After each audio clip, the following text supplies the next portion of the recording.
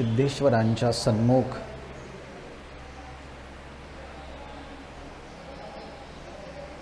आणि ज्ञानराज माऊलींच्या प्राणसंजीवन समाधीच्या चरणारविंदी विनम्र भावानं बसून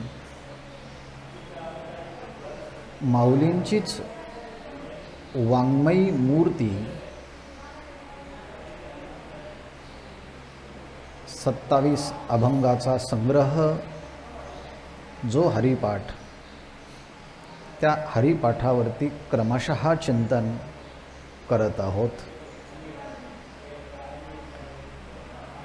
श्री संत ज्ञानेश्वर महाराज संजीवन समाधी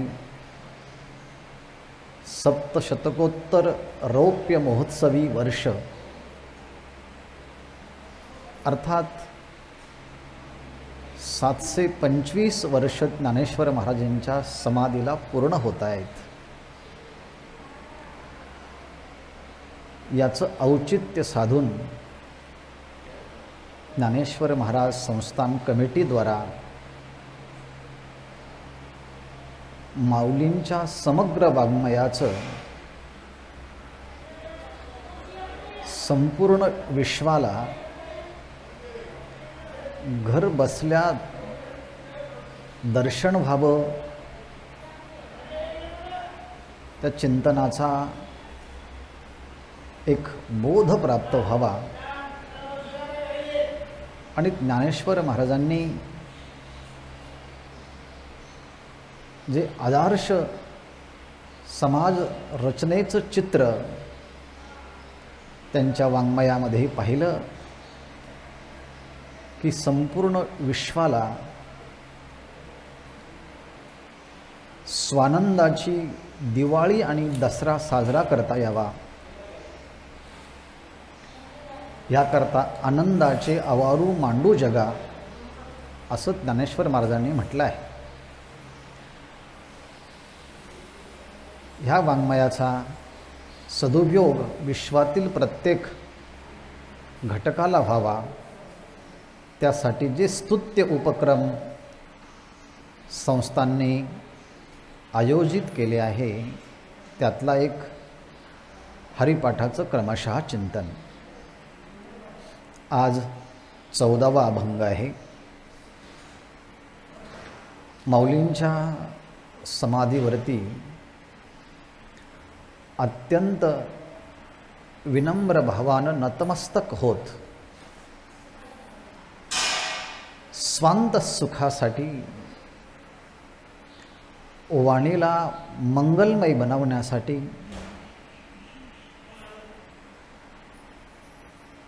संजीवन समाधीस्थ ज्ञानोबाराय ज्या भावावस्थेमध्ये आहेत, ती भावावस्था अनुभवण्यासाठी ज्ञानेश्वर महाराजांच्या प्रातिभ अनुभूतीतून आणि ऋतंभरा प्रज्ञेतून श्रीगुरूंच्या दिव्य कृपा प्रसादातून अभिव्यक्त झालेलं वाङ्मय म्हणजे श्री हरिपाठ। त्यातील आज 14वा अभंग आपण बघणार आहोत। वाणीला पुनीत करण्यासाठी त्या अभंगाचं उच्चारण सर्वप्रथम आपण करूया। नित्य सत्यामीत हरिपाठ जाशी, कळीकाळ त्यासी न पाहे दृष्टी। रामकृष्ण उच्चार अनंत राशी तप, पापाचे कळप पळती पुढे। हरी हरी हरी हा मंत्र शिवाचा, म्हणती जे वाचा तया मोक्ष। ज्ञानदेवा पाठ नारायण नाम, पाविजे उत्तम निजस्थान। हरिमुखे म्हणा हरिमुखे म्हणा, पुण्याची गणना कोण करी।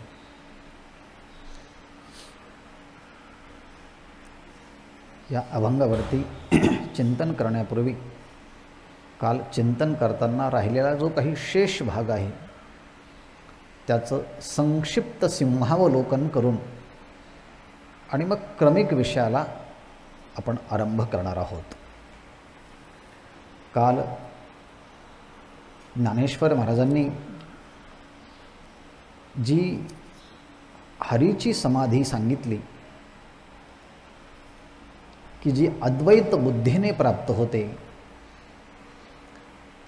आणि जीव आणि ब्रह्माचं ऐक्य झाल्याने जी समस्थितीची अनुभूती येते त्या समस्थितीच्या अनुभूतीने हरीची समाधी साधेल, ती प्राप्त होईल असं ज्ञानेश्वर महाराज आपल्याला जाणून देतात. ह्याकरता शब्दाचा प्रयोग आहे जाण. पण द्वैत बुद्धीने हरीची समाधी साधणार नाही याची पण सूचना देतात. आणि जीव आणि परमात्मा यांच्यामध्ये भेद आहे, अर्थात ऐक्याशिवाय ही हरीची समाधी साधणार नाही. हे सांगितल्यानंतर ज्ञानेश्वर महाराज अखिल मानव जातीला समोर ठेवून एक आवाहन ह्या स्वरूपामध्ये सूचना करतात. माणसाचं आगळं वेगळं वैशिष्ट्य म्हणजे त्याला प्राप्त होणारी बुद्धी. तसं माणसाला शरीर पण आहे, मन आहे, बुद्धी आहेत. पण माणसाचं सगळ्या प्राण्यांच्या पेक्षा वेगळं वैशिष्ट्य कोणतं असेल तर त्याला ती बुद्धी आहे. हा एक भाग. आणि सर्व इंद्रियांच्या मध्ये बुद्धी ही सर्वश्रेष्ठ आहे. त्याचं कारण पंचमहाभूतांच्या मिलित सत्वांशापासून बुद्धीची निर्मिती आहे. अर्थात पृथ्वी, आप, तेज, वायू आणि आकाश ह्या पाचही पंचमहाभूतांचा सत्वांश एकत्रित केला आणि त्याची अभिव्यक्ती म्हणजे अंतःकरण आणि त्यातला एक घटक म्हणजे बुद्धी. बुद्धीचं महत्त्वाचं कार्य म्हणजे तत्र निश्चयात्मिका बुद्धी. कोणत्याही गोष्टीचा निश्चय करणं, डिटर्मिनेशन, ही फॅकल्टी जिथे अभिव्यक्त होते ती बुद्धी आहे. आणि आणखी बुद्धीचं वैशिष्ट्य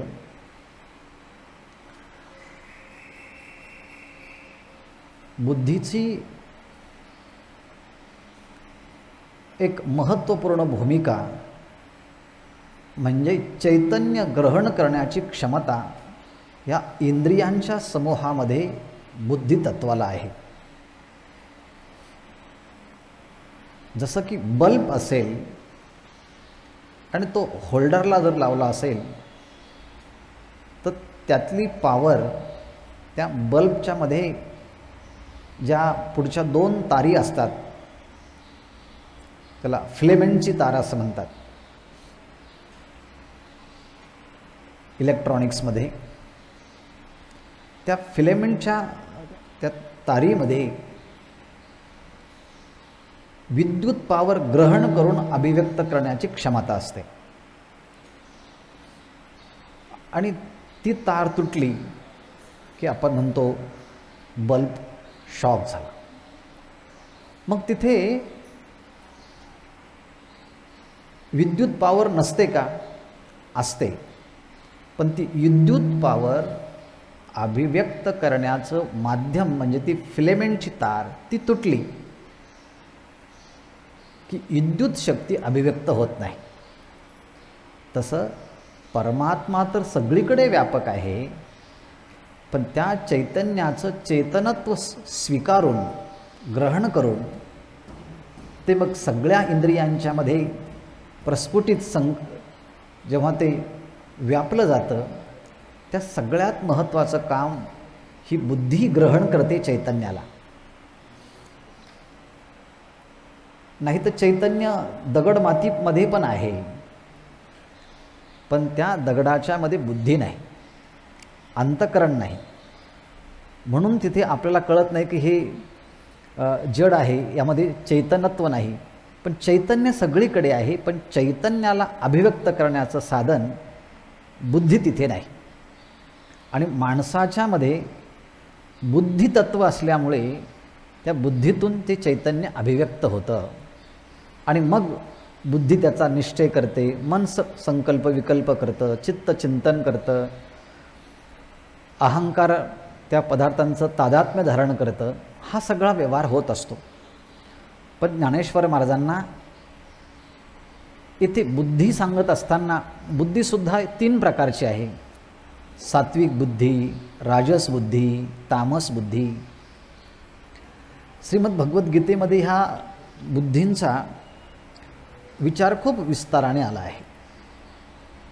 प्रवृत्ती काय, निवृत्ती काय, कार्य काय, अकार्य काय, बंध काय, मोक्ष काय, याचं स्वरूप यथार्थ पद्धतीने जी बुद्धी जाणते, बुद्धी सा पार्थ सात्विकी, त्या बुद्धीला सात्विक बुद्धी असं म्हणतात.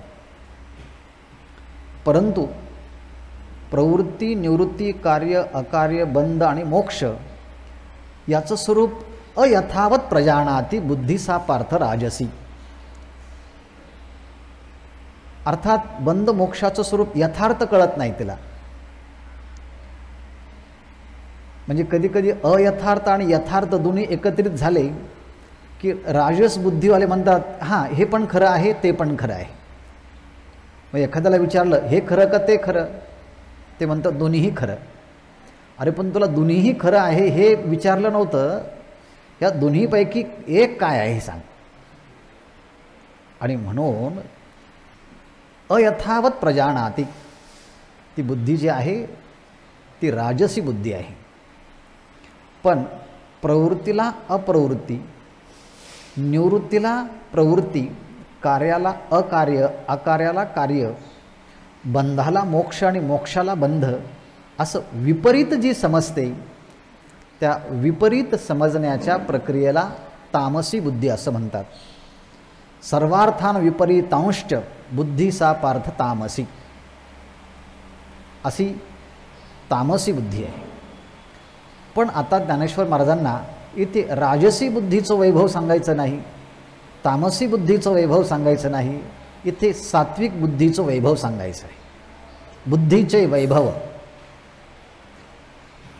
काय आहे? बुद्धीचं वैभव, ज्या बुद्धीच्या मध्ये राग आणि द्वेष आहे, जी बुद्धी सखाम भावनेने लिप्त झालेली आहे, अशा बुद्धीला बहिर्मुखता जास्त असते. आणि जी बुद्धी इंद्रियांच्या माध्यमातून बहिर्मुख झालेली आहे त्या बुद्धीला एकाग्रता साधली जात नाही. जगाचं निरीक्षण परीक्षण करते, पण आत्मपरीक्षणासाठी बुद्धी प्रवृत्त केली की ती अयशस्वी होते. स्वतःला ओळखायचं असेल तर सात्विक बुद्धी लागते. जगाला पाहायचं असेल तर राजसी बुद्धीनेही काम चालतं. म्हणून उपनिषदामध्ये आत्मानं रथिनं विद्धी असं म्हटलं आहे. शरीरम रथमेवच बुद्धिं तु सारथिं विद्धी. बुद्धी ही सारथ्याचं काम करते, ड्रायव्हरचं काम करते. शरीररूपी रथ चालवायचं असेल तर नियंत्रणाचं काम हे बुद्धीकडे आहे. म्हणून ड्रायव्हर चांगला पाहिजे, तशी बुद्धी चांगली पाहिजे. मग ज्ञानेश्वर महाराजांनी राजसी आणि तामसी बुद्धीला व्यावृत्त करून सात्विक बुद्धीचं वैभव सांगायचं आहे. बुद्धीचे वैभव मग काय आहे? बुद्धीचे वैभव अन्य नाही दुजे. अन्य म्हणजे राजसी आणि तामसी गुणांनी सम्मिलित झालेली बुद्धीचं वैभव हे खरं बुद्धीचं वैभव नाही. सत्वगुणाने युक्त असलेली जी बुद्धी आहे ती बुद्धी हे संपूर्ण प्रपंच कार्य जे दिसतं आहे त्याचा निश्चय नाही करत, तर हे संपूर्ण प्रपंच कार्य ज्या परमात्म्याने निर्माण केलं आणि जो परमात्मा बुद्धीचा अधिष्ठाता आहे, बुद्धीचं कारण आहे, आणि म्हणून कारणस्वरूप असणाऱ्या बुद्धी, कारणस्वरूप असणारा परमात्मा, त्या परमात्म्याचा निश्चय जेव्हा बुद्धी करते तेव्हा खरं त्या बुद्धीचं वैभव आहे. तद्बुद्धय सदात्मानस्तन्निष्ठस्तत्परायणः गच्छन्ते पुनरावृत्तीं ज्ञान निरुधूत कल्मषाः, असं भगवद्गीतेने म्हटलं आहे. आणि म्हणून कार्याला जाणण्यापेक्षा कारणाचा निश्चय ज्या बुद्धीने केला आणि कारणाचा निश्चय करून बुद्धी त्या कारणरूप परमात्म्याशी एकरूप झाली, आणि म्हणून जडाला जी जाणते ती राजसी बुद्धी आणि चेतन तत्वाला जी जाणते ती सात्विक बुद्धी. म्हणून ज्ञानोबाराय म्हणतात की बुद्धीचे वैभव अन्य नाही दुजे, एका केशी राजे सकळ सिद्धी. बुद्धीचं वैभव म्हणजे त्या परमात्मा जे समाधी सुख आहे त्या समाधी सुखाचा अनुभव घेणं हे बुद्धीचं वैभव आहे. याकरता बुद्धी सूक्ष्म लागते. एष सर्वेषु भूतेषु गुढात्मान प्रकाशते दृश्यते तोग्रया बुद्ध्या सूक्ष्मया सूक्ष्मदर्शिभिः. उपनिषदांनी सांगितलं ती बुद्धी अतिशय सूक्ष्म असावी लागते, तेव्हा त्या बुद्धीला परमात्म्याचं दर्शन होतं. पण ज्या बुद्धीच्यामध्ये भोग ऐश्वर्य आहे, भोग ऐश्वर्य प्रसक्तानां तया पहृत चेतसां व्यवसायात्मिका बुद्धी समाधौ न विधीयते श्रुतिवी प्रतिपन्ना ते यदा थाश्चते निश्चला समाधावचला बुद्धिस्तदा योगम अवाप्स्यसि. आणि म्हणून ही राजसी आणि तामसी बुद्धी आहे ती बुद्धी नाहीच, ती दुर्बुद्धी आहे. ज्ञानेश्वर महाराज सांगतात, जैसी दीपकळिका धाकुटी तरी बहुतेजा ते प्रगटी तैसी सद्बुद्धी थेकुटी म्हणू नये. म्हणजे ज्या बुद्धीचा विषय केवळ आणि केवळ परमात्मा आहे तीच फक्त सद्बुद्धी आहे. आणि म्हणून तैसा विश्वरा वाचून काही जे अनेक लाणे नाही ते एकची बुद्धी पाही अर्जुना जगी. जी बुद्धी जी परमात्म्याला जाणते तीच खरी बुद्धी, आणि जी बुद्धी परमात्म्याला जाणत नाही ती बुद्धी नाहीच आहे, ती बद्ध आहे. आणि म्हणून तैसी दुर्लभ जी सद्बुद्धी जी परमात्माची अवधी जैसी गंगेसी उदधी निरंतर. जसं गंगा प्रवाहित होते आणि समुद्रात जाऊन स्थिर होते, तसं बुद्धीला परमात्म्याचा निश्चय केला तरच ती बुद्धी स्थिर होते. आणि म्हणून ज्ञानेश्वर महाराजांनी त्या बुद्धीचं वैभव सांगितलं आहे, परमात्म्याच्या स्वरूपात जाणं. एका केशी राजे सकळ सिद्धी. केशव शब्द अनेक अंगाने विष्णू सहस्रनामामध्ये सुद्धा आलेला आहे. जो प्रकाश स्वरूप आहे, जो ब्रह्म विष्णू महेश यांच्या शक्तीने समन्वित आहे, ज्याचं नियंत्रण सगळ्यांच्या वरती आहे, असा केशव. आणि केशी हा शब्दांचा प्रयोग विष्णू सहस्रनामामध्ये आहे. केशी नावाच्या दैत्याला, राक्षसाला ज्यांनी सद्गती दिली आणि म्हणून त्या परमात्म्याचं नाम केशव असंही पडलं आहे. दुसरं आहे ज्याचे केस अतिशय सुंदर आहे असा केशव. ज्याचे केश सुंदर आहे म्हणून केशव. केशी नावाच्या दैत्याचा ज्याने उद्धार केला तो केशव. किंवा शिव, ब्रह्मा विष्णू आणि महेश या तिन्हींच्यावरती ज्याचं सामर्थ्य आहे असा केशव. एका केशी राजे, एकदा त्या केशी राजाला भगवान परमात्म्याला जाणलं की ते बुद्धीचं वैभव आहे, दुसरं कोणतंही बुद्धीचं वैभव नाही.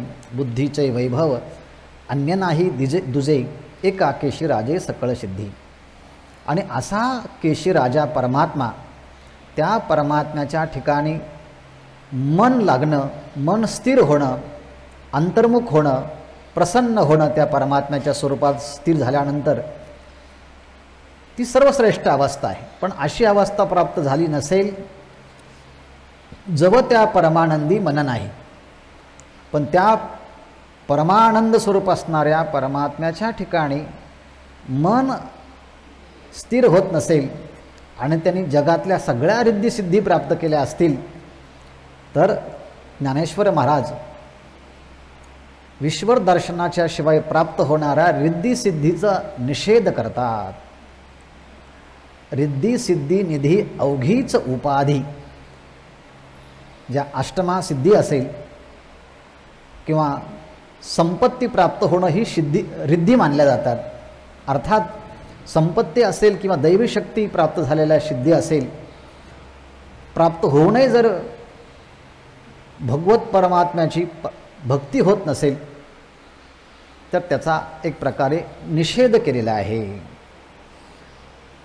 आणि ज्ञानेश्वर महाराज सांगतात, शेवटी ज्ञानदेवा रम्य रमले समाधान, हरीचे चिंतन सर्व काळ. हरीचे चिंतन सर्व काळ. ज्याच्यावरती आपलं प्रेम असतं त्याची आठवण करावी लागत नाही. ज्याच्यावरती प्रेम असतं त्याची आठवण सर्व कार्य करताना आपोआप येते. आणि म्हणून तर भगवत भक्त त्या परमात्म्याचं कायम भजन करतात. या म्हणण्याचा अर्थ आहे त्यांचं प्रेम त्या परमात्म्यावरती असल्यामुळे. आणि देवाकडे त्यांनी मागून घेतलं, आम्हाला काही नको, प्रेम मागा विठ्ठला, गात जागा गात जागा प्रेम मागा विठ्ठला. आणि ज्या सुखाच्या मध्ये, ज्या समाधानाच्या मध्ये कोणताही दोष नाही असा निर्दोष परमात्मा, आणि निर्दोष परमात्म्याचा लाभ प्राप्त झाल्यानंतर प्राप्त होणारं समाधानही निर्दोष आहे. आणि असं निर्दोष समाधान, रम्य समाधान ज्ञानेश्वर महाराज म्हणतात माझ्या ठिकाणी रमलं. याचं कारण हरीचे चिंतन सर्व काळ. तुम्हालाही ती अनुभूती घ्यायची असेल तर हरिमुखे म्हणा, हरिमुखे म्हणा, पुण्याची गणना कोण करी. यानंतर आजचा जो अभंग आहे तो अभंग नित्य सत्यामीत हरिपाठ जासी कळी काळ त्यासी न पाहे दृष्टी. अतिशय सुंदर अभंग आहे. ह्या अभंगाचे नुसते शब्द जरी पाहिले तरी अनेक गोष्टी सांगून जातात.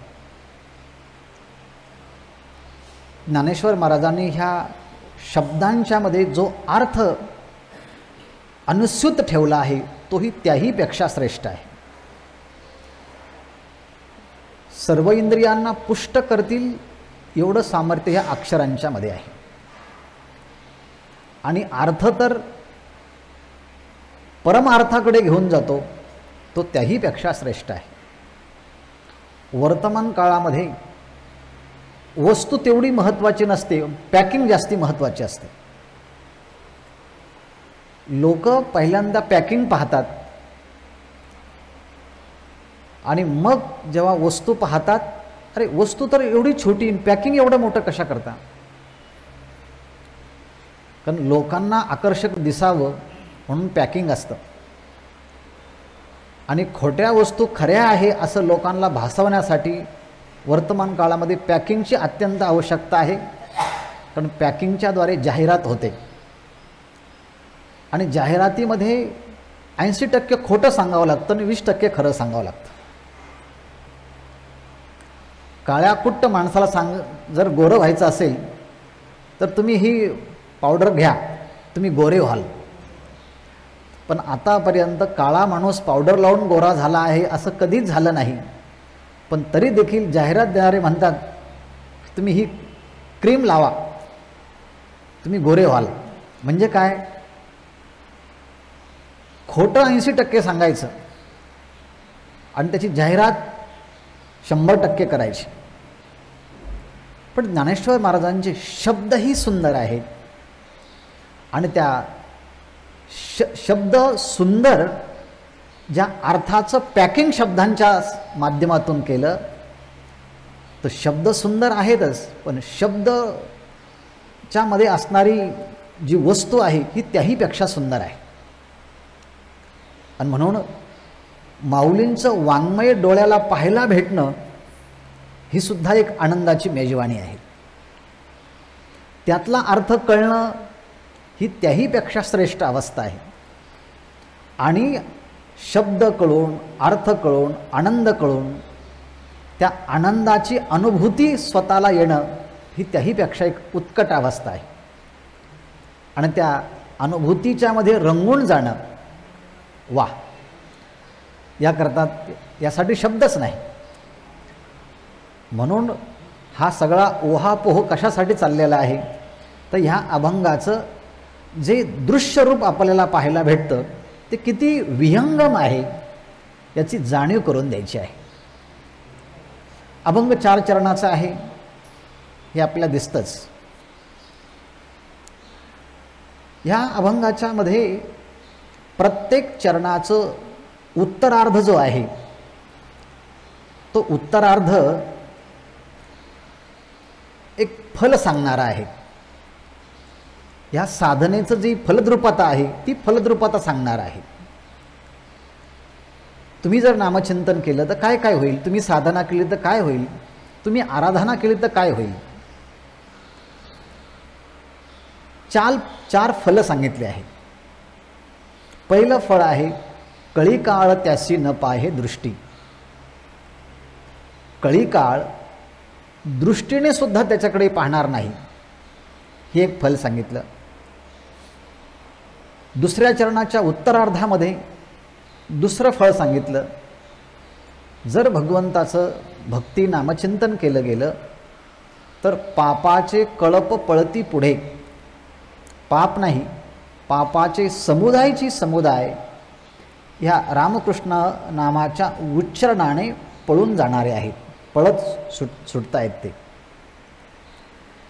तिसऱ्या चरणामध्ये तिसरी फलश्रुती सांगितली.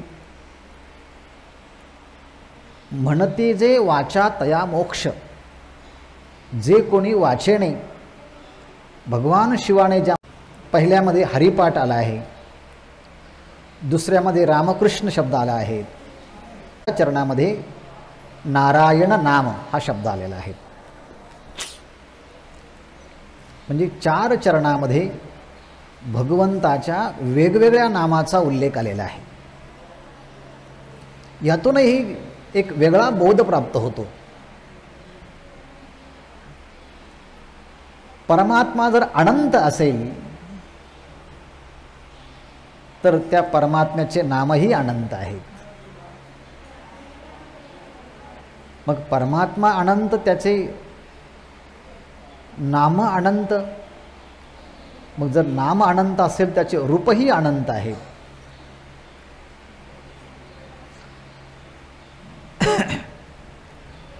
परमात्म्याचं वास्तव स्वरूप कळालं मग त्या परमात्म्याने कितीही रूप धारण केले आणि कितीही नाम धारण केले तरी माणसं त्याला ओळखतात, तोच परमात्मा आहे ज्याचा मला साक्षात्कार झाला आहे.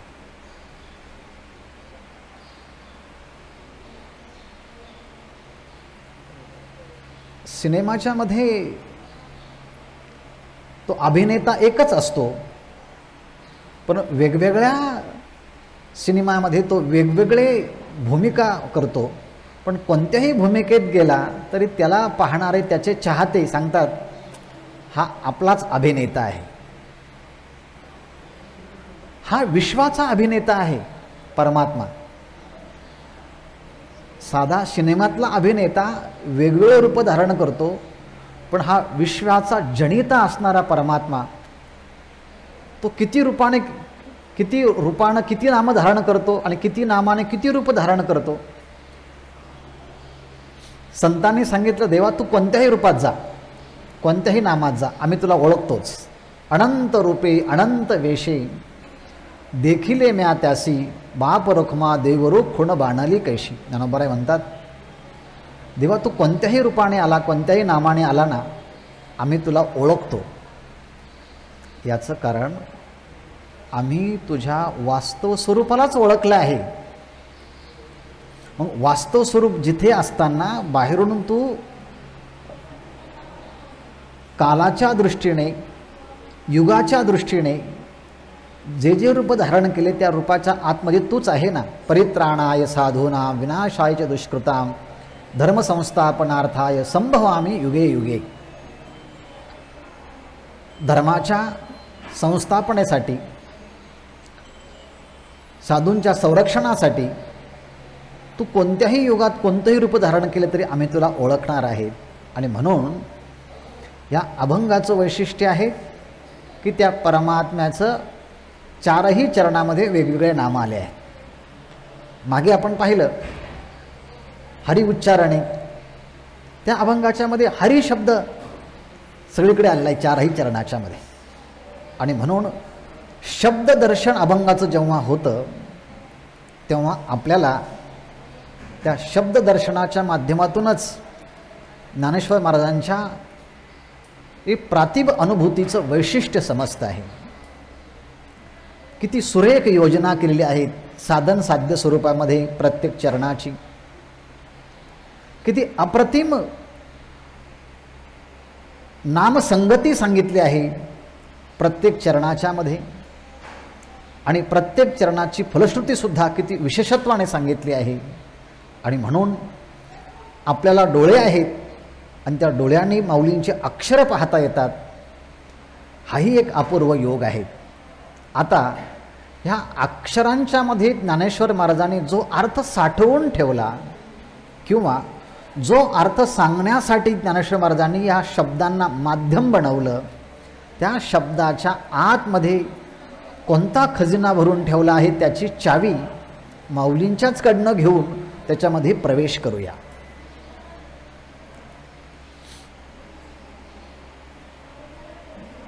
ह्या अभंगाच्या मध्ये अर्थ करण्याच्या दृष्टीने आपण जर पाहिलं तर दोन शब्द आपल्याला पहिल्यांदा उचलूया, ज्याशी आणि मग त्यासी.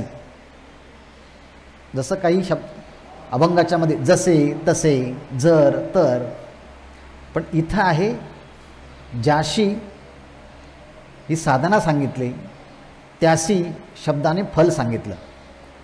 मग काय साधना? नित्य सत्या मीत हरिपाठ जासी. जासी नित्य सत्य अमित हरिपाठ, त्यासी कळीकाळ दृष्टी न पाहे, असा शब्दाचा अर्थ. आता नित्य शब्द म्हणताना काय घ्यायचं? भगवंताची नामसाधना सांगितली, भक्ती सांगितली ना. मग इथे ज्याशी ह्या शब्दानं भक्तीचा अधिकार सगळ्यांना आहे, नामाचा अधिकार सगळ्यांना आहे. मग स्त्री असेल, पुरुष असेल, लहान असेल, मोठा असेल, देशी असेल, विदेशी असेल, पूर्वेचा असेल, पश्चिमेकडचा असेल, उत्तरेचा असेल किंवा दक्षिणेकडचा असेल, असा कोणीही म्हणून मनुष्य ज्याला दुःखाची निवृत्ती आणि परमानंदाची प्राप्ती व्हावी असा जो कोणी असेल त्याचा उल्लेख ज्याशी, ज्याच्या जीवनामध्ये काय आहे? हरीचा पाठ आहे, हरीचं चिंतन आहे, हरीचं नामस्मरण आहे. त्या हरी नामाची जी अर्थरूपता आहे त्या अर्थरूपतेची अनुभूतीही आहे. आणि त्याचा पाठ जो नेहमी करतो, पण कसा करतो? नित्य, सत्य आणि अमित असे तीन शब्द आहेत. ज्यासी नित्य हरिपाठ त्यासी कळीकाळ दृष्टी न पाहे, ज्यासी सत्य हरिपाठ कळीकाळ दृष्टी त्यासी न पाहे, आणि ज्यासी आमित हरिपाठ त्यासी कळिकाळ दृष्टी न पाहे. आता ह्या शब्दांचे वेगवेगळे अर्थ दिसत आहेत, पण पहिल्यांदा प्रथमदर्शी जे काय दिसतंय ते पाहूया. हरिपाठ तर सगळेच करतात, पण त्या सगळ्यांच्याकडनं हरिपाठ नित्यनेमाने कुठे होतोय? एखादी साधना नित्यनेमानं करणं आणि कधी कधी करणं यामध्ये खूप अंतर आहे. संध्या ही नियमितपणे केली जाते, तसा वारकऱ्याची संध्या जर हरिपाठ असेल तो हरिपाठसुद्धा नित्य म्हणजे प्रतिदिनी घडला पाहिजे. कारण प्रतिदिनी घडला तर एक प्रकारचं तप वाढतं, सामर्थ्य वाढतं, कौशल्य वाढतं. आणि म्हणून ज्यांच्या जीवनामध्ये हरिपाठ नित्य आहे म्हणजे प्रतिदिनी आहे. आणि हा एक अर्थ झाला. दुसरा, हरीचा पाठ करताना तो हरी कसा आहे? तो हरी नित्य आहे. आणि जगातल्या सगळ्या वस्तू या अनित्य आहेत. आणि म्हणून अनित्य वस्तूचा पाठ करणं म्हणजे अनंत वाचाळ बरळती बरळ ह्या न्यायाप्रमाणे आहे. नाही तर संसारातले माणसं एकमेकाला जेव्हा भेटतात तेव्हा त्यांच्यासमोर जे कोणी नसतात त्यांची चर्चा जास्त असते.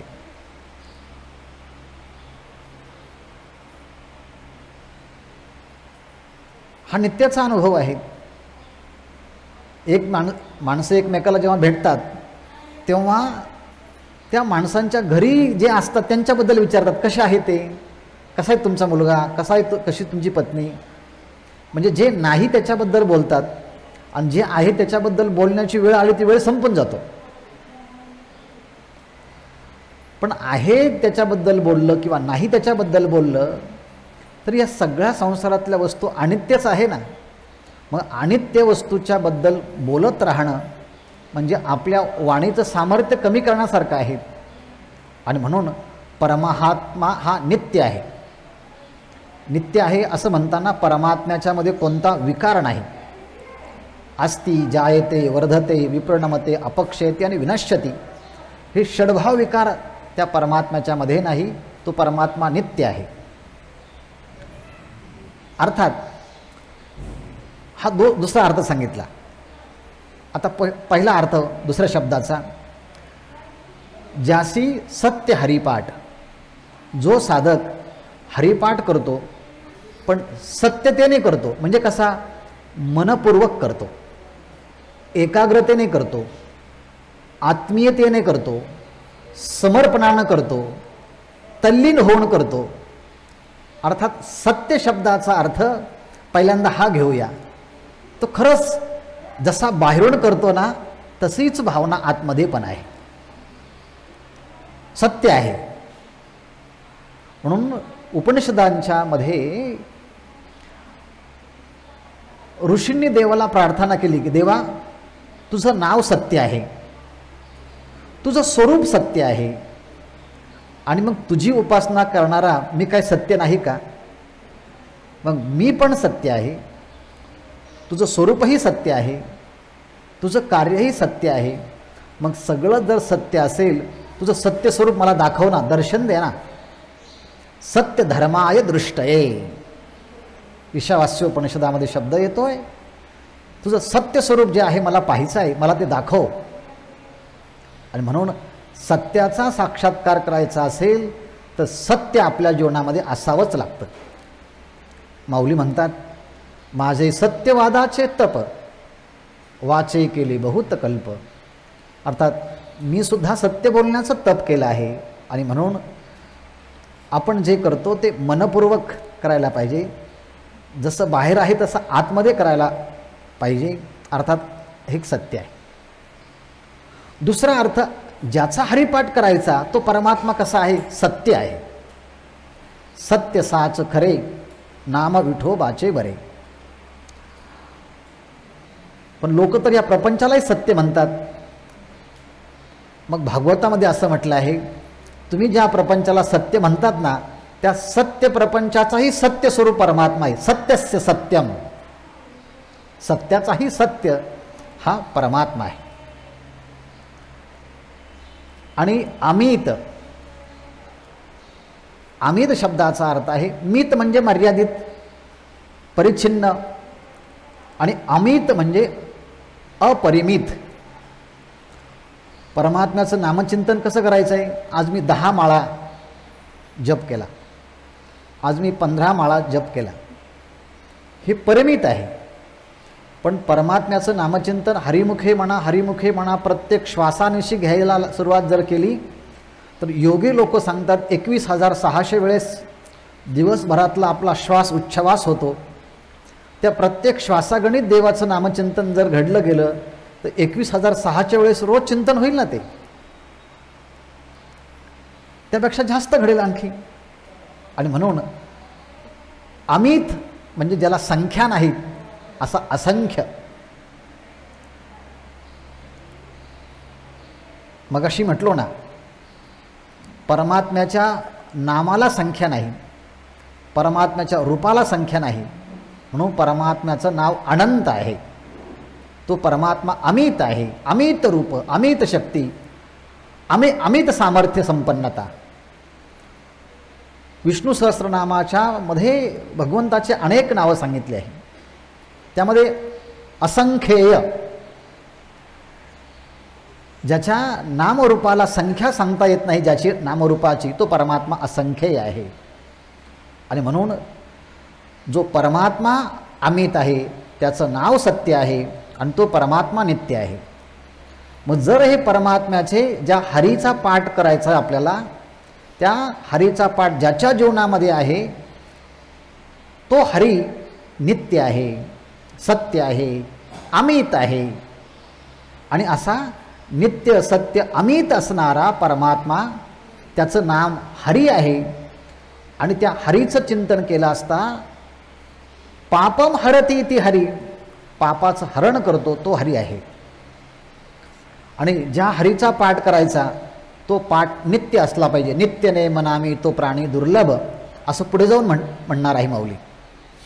आणि जे आपण करतो ते प्रामाणिकपणाने केलं पाहिजे, ते सत्य असलं पाहिजे. आणि जे नामचिंतन करतो तेही कसं असलं पाहिजे? अमित, असंख्य असलं पाहिजे. प्रमाणात नको आहे. आपण जेवताना प्रमाण नाही दाखवत, खाता पिताना प्रमाण नाही दाखवत, बोलताना प्रमाण नाही दाखवत, झोपताना प्रमाण दाखवत नाही. फक्त नामचिंतन करताना मी एक माळ जप केला, मग त्यालाच का प्रमाण? आणि म्हणून परमात्म्याचं नाम अपरिमित असल्यामुळे आपण हरिपाठही अपरिमित करायचा. परमात्मा नित्य असल्यामुळे आम्ही त्याचं नामचिंतन हे नित्य करायचं.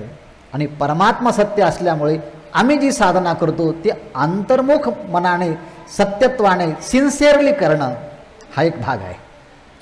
म्हणजे बघा, ह्या तिन्ही शब्दांचे 2 भूमिकेतनं अर्थ सांगितले, एक साधनेच्या भूमिकेतनं आणि एक भगवंताच्या नामाच्या भूमिकेतनं. आणि असं जर झालं गेलं तर काय होईल? कळी काळ त्याशी न पाहे दृष्टी. कळीकाळ शब्दाचा एकच अर्थ घेतला तर कळीकाळ म्हणजे यमराज, त्याचे दूत असा घ्या. आणि कळीकाळ हे 2 शब्द वेगवेगळे जर घेतले तर काय होईल? कळी शब्द वेगळा आणि काळ शब्द वेगळा. म्हणजे कलियुग आहे ना हे, हा कली म्हणजे हा कलियुग आहे. आणि ह्या कलियुगाचा हा जो काळ आहे हा काळ अतिशय विचित्र आहे. ह्या कळीच्या काळाचा प्रभाव सगळ्या जीवांच्या वरती विपरीत झालेला आहे.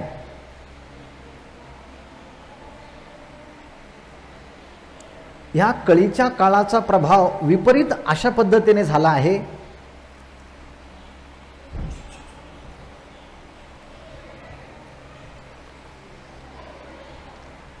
की इथे सत्यतेने कोणी वागायलाच तयार नाही. इथे सगळ्यांच्या मध्ये भेसळ आहेत या कलियुगाच्या मध्ये. असं का बरं? कारण कळीच्या काळाचाच प्रभाव इतका विचित्र झाला आहे की तिथे प्रामाणिकता राहिली नाही. काही लोक म्हणतात विष जरी खाल्लं तरी माणसं मरत नाही का, म्हणजे त्यामध्ये सुद्धा भेसळ आहे. म्हणजे कळीच्या काळाचा प्रभाव हा घरातल्या सगळ्याच माणसांच्यामध्ये आणि सगळ्याच लोकांच्यामध्ये झालेला आहे. परंतु ह्या कळीच्या काळाचा प्रभाव सगळ्या लोकांच्यावरती झाल्यामुळे संबंध बिघडले ना. संबंधामध्ये प्रामाणिकता राहिली नाही, संबंधाच्या मध्ये आदर राहिला नाही, संबंधाच्या मध्ये जिव्हाळा राहिला नाही. फक्त यूज अँड थ्रो, उपयोग करायचा आणि काम झालं की फेकून द्यायचं. असं का? हा कळीच्या काळाचा प्रभावच आहे. परंतु असा जरी कळीचा प्रभाव असला काळाचा, पण त्या कळीच्या काळाचा प्रभाव जो नित्य सत्यत्वाने आणि अपरिमित हरीचा पाठ करतो त्याच्याकडे काळाचा प्रभाव नाही, काळाची दृष्टी सुद्धा जात नाही. कळी काळ त्यासी न पाहे दृष्टी, म्हणजेच काळ त्या नामधारकाला घाबरतो. दड दड दड दड दुड दुड दुड दुड पळ सुटला कळी काळा बापुड यारे, एवढा त्या नामाचा महिमा आहे. ध्रुव चरित्राच्या मध्ये ध्रुवा बाळाला, भगवत भक्ताला त्या जेव्हा आढळपद प्राप्त झालं तेव्हा काळाच्या डोक्यावरती पाय देऊन ध्रुव बाळ आढळपदाला प्राप्त झाला. तुकोबरायांनी सुद्धा हीच अनुभूती साधनेच्या द्वारे प्राप्त केली आणि उद्गार काढले, जगा काळ खाये आम्ही माथा दिला पाये. संपूर्ण जगाला काळ खातो, परंतु आम्ही मात्र त्या काळाच्या माथ्यावरती पाय देऊन सध्य वैकुंठ गमन करणारे तुकाराम महाराज आहेत. ज्ञानोबरायांना 16 वर्षाचे असतानाच आपलं कार्य पूर्ण करावं असं वाटलं, पण निवृत्तीनाथ महाराजांनी सांगितलं आणखी 2 वर्ष थांबा. सोपान काकाने सांगितलं आणखी 2 वर्ष थांबा. मुक्ताने सांगितलं आणखी 2 वर्ष थांबा.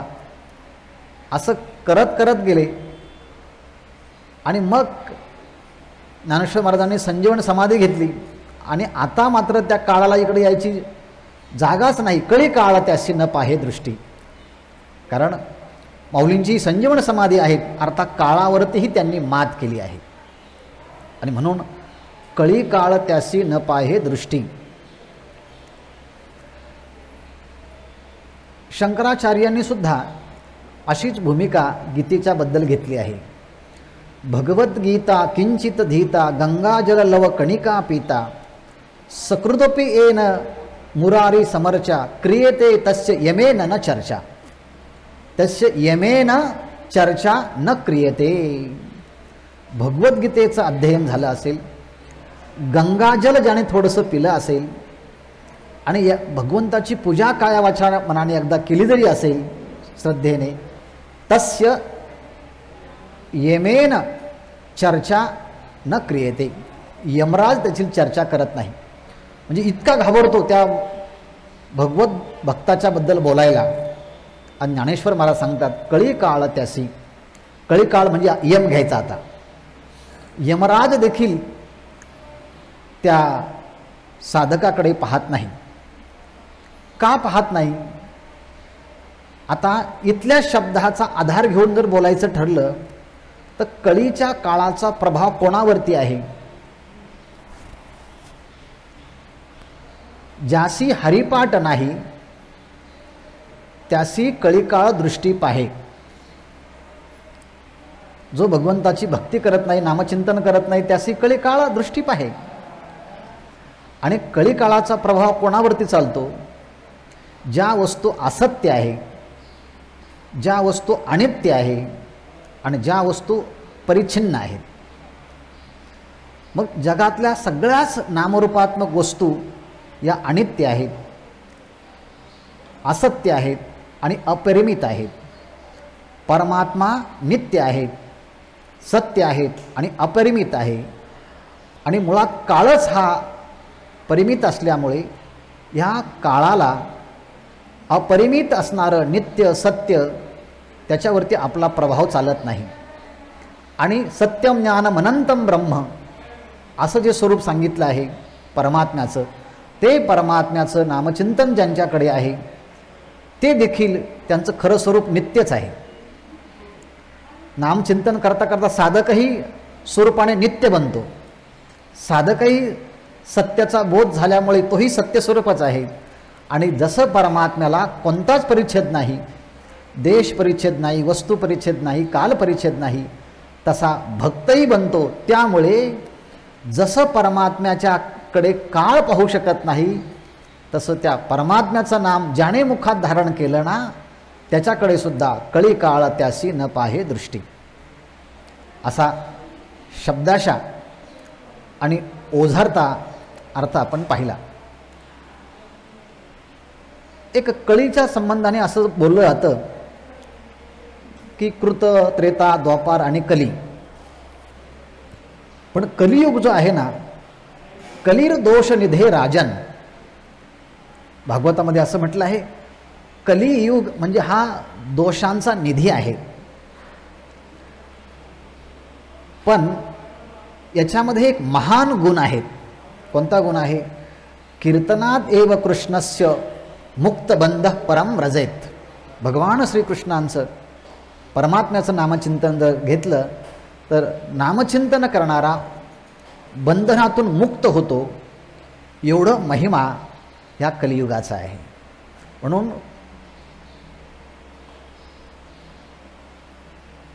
द्वापार, कली या सगळ्या युगांचा विचार जर केला तर ह्या कलियुगामध्ये कलौतद हरिकीर्तनात, हरिकीर्तन करणं हेच मुख्य साधन आहे.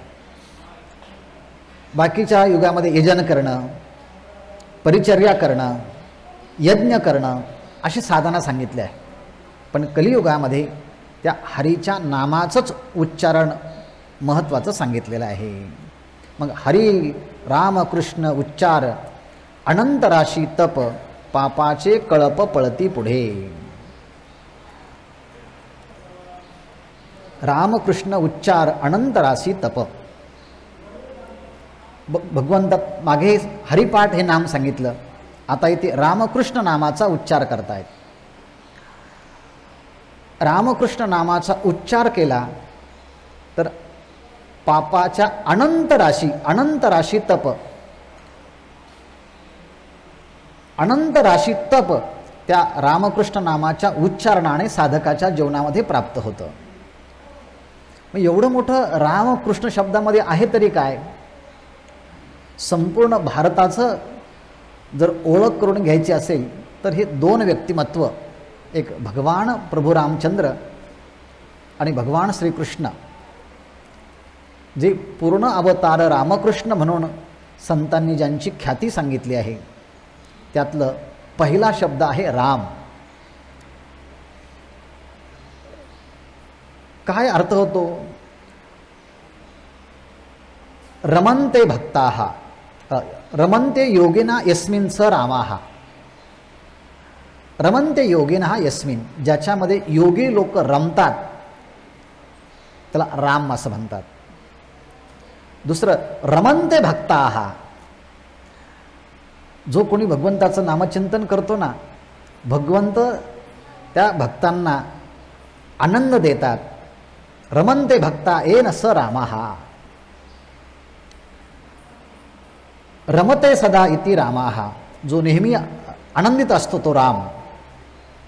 आणि रमते क्रीडती योगिनां हृदये यस्य हृदये इति रामः, योग्यांच्या हृदयामध्ये जो नित्य क्रीडा करतो तो राम. आणि दुसरा आहे रमते अलिंगनम करोति भक्तानाम इति रामः, जो साधना करणारा भगवत भक्त आहे त्याला भेटण्याकरता प्रभू रामचंद्र जेव्हा जातात, रामायणामध्ये आपण पाहतो तेव्हा ऋषीमुनींना ते आलिंगन देतात. आणि म्हणून रमन्ते अलिंगनम करोति भक्तानाम इति रामः. आणि हा परमात्मा सगळ्यांच्याच अंतःकरणामध्ये असतो. रमते सर्वेषु भूतेषु इति रामः, सर्वाघटी राम देहा देही एक ह्या न्यायाप्रमाणे सर्वेषु भूतेषु रमते, सगळ्या प्राणीमात्रांच्या मध्ये हा रमतो आणि रमयती आनंदयती भक्तांना मनांशी इति रामाः, सगळ्या भगवत भक्तांना हा आनंदित करतो, प्रमोदित करतो असा प्रभू रामचंद्र आहे.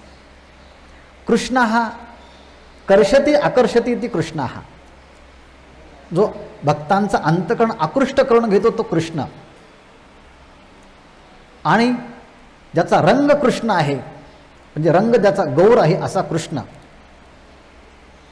जो सौंदर्यवान आहे असा कृष्ण, त्या भगवंताच्या नामाचं, रामकृष्ण नामाचं उच्चारण केलं. वारकरी संप्रदायामध्ये तर उघडा मंत्र हा रामकृष्ण हरी आहे आणि तो आपण म्हटला पाहिजे असा आग्रह संतांनी अनेक प्रमाणातून धरलेला आहे. आणि अशा रामकृष्ण नामाचा उच्चार जर साधकाच्या अंतकरणातून झाला तर अनंत तपाच्या राशी नाम उच्चारणानं प्राप्त होतीलच, पण त्या अनंत पुण्याच्या राशीचा परिणाम काय होईल? पापाचे कळप पळती पुढे.